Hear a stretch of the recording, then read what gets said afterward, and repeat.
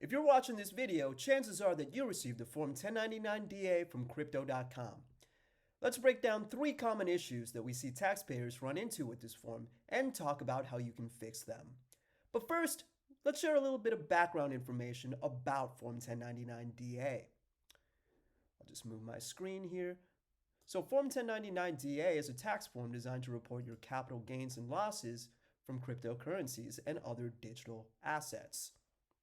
Starting in 2026, Crypto.com and other centralized exchanges are required to issue this form to customers and the IRS.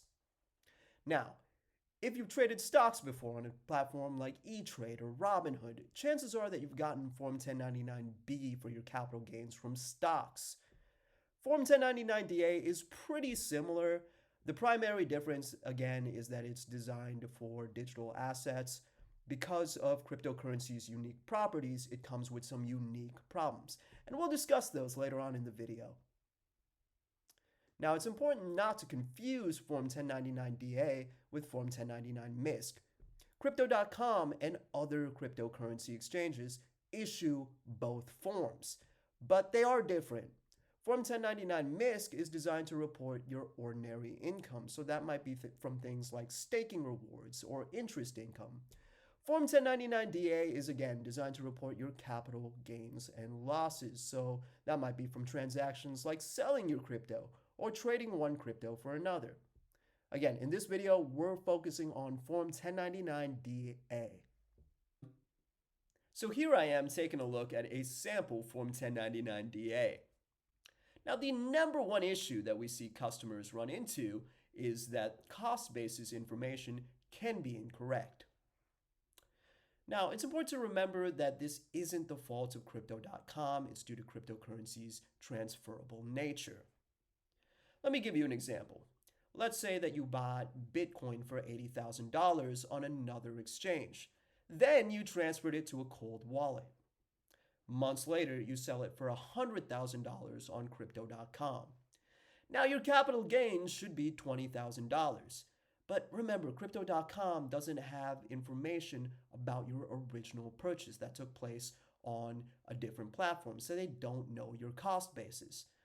That means the sale might be reported on this form as $100,000 of proceeds and 0 cost basis. Now, if you just copy and paste the numbers from Form 1099-DA, you might end up massively overpaying on your taxes in a situation like this. Now, don't worry, there is a fix. This is actually why a lot of customers come to CoinLedger in the first place.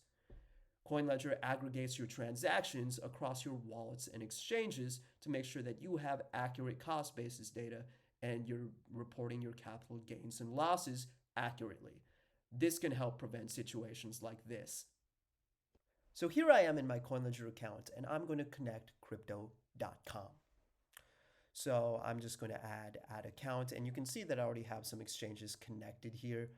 So again, this is how you make sure that you have an aggregated view of all your capital gains and losses. And remember, CoinLedger only has read-only access. That means we can't access your accounts and make changes. Now, let's just start off by clicking this Add Account button. I will search for Crypto.com.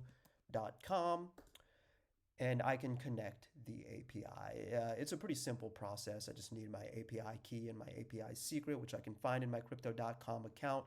We won't go through it right now because it just takes a few minutes to pull in the transactions. So let's skip on over ahead to the tax report section. Now, once you have all of your accounts, imported into CoinLedger, you can go and download your tax forms. Right? Your IRS Form 8949 will take into account your correct cost basis if you've connected all your exchanges and wallets. Then you can hit generate, or you can download a form that you can export to a platform like TurboTax. Now, the second most common issue that we see with Form 1099-DA is with proceeds. Now, a lot of the times the proceeds that you see on your Form 1099-DA may not match the one in your crypto tax software. And that's because CoinLedger's price oracle may not be the same one that Crypto.com is using. Now, if you're in this situation, we recommend that you default to the one used in your Form 1099-DA because this is what's been reported to the IRS.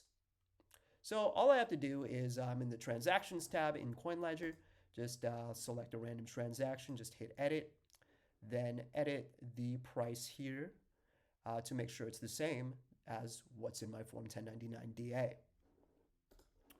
All right, so let's go to the final issue that we see. I'll head back to the tax report section, and you can see my calculation method on the side here. So right now it's set to FIFO.